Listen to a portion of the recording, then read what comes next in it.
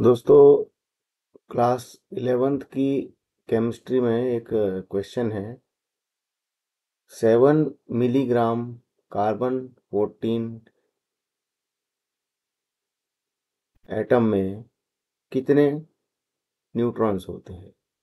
ठीक है, तो इसको आज हम समझेंगे। थोड़ा ट्रिकी क्वेश्चन है क्योंकि जो वजन दिया है और जो न्यूट्रॉन दिया है उसके बीच में दो तीन चीज़ों को मिलाना पड़ेगा, तब जाके ये आंसर निकलेगा।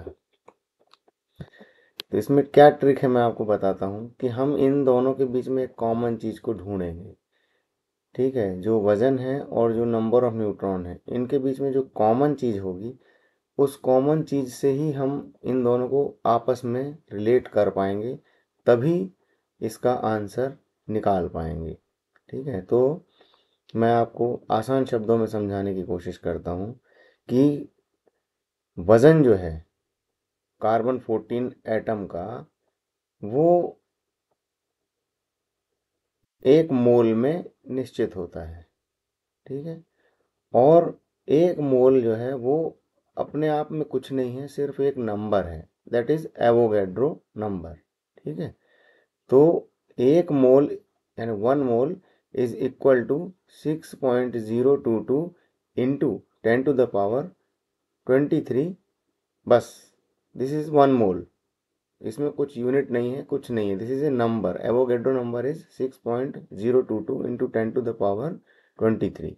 अब चाहे आप 1 मोल एटम ले लो तो 6.022 इंटू 10⁻23 एटम्स हो जाएंगे।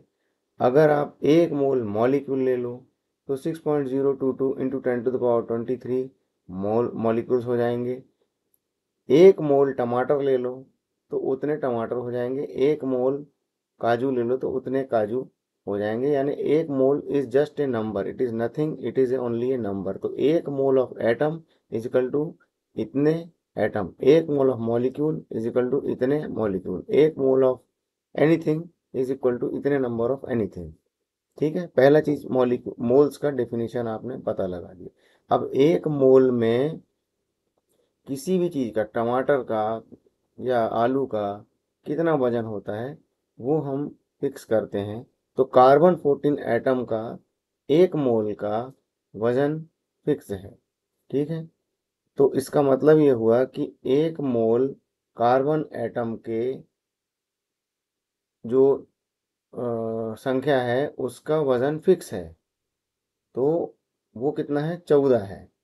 तो 1 मोल कार्बन एटम का वजन हुआ 14। इसका मतलब 6.022 इंटू 10⁻23 एटम्स ऑफ कार्बन 14 का वजन हुआ 14 ग्राम। ठीक है, तो हमने नंबर और ग्राम के बीच में एक सिमिलैरिटी ला ली है। ठीक है, अब हम इसमें से मोल को हटा देंगे फिलहाल के लिए। तो हमारे पास क्या आ गया कि 6.022 into 10⁻23 atoms of carbon 14 will be equal to 14 ग्राम। तो 14 ग्राम बराबर इतने एटम्स, तो 1 ग्राम बराबर कितने एटम? तो 1 ग्राम बराबर इतने एटम, मतलब 1000 मिलीग्राम बराबर कितने एटम? तो जब 1000 मिलीग्राम बराबर इतने एटम, तो 7 मिलीग्राम बराबर कितने एटम?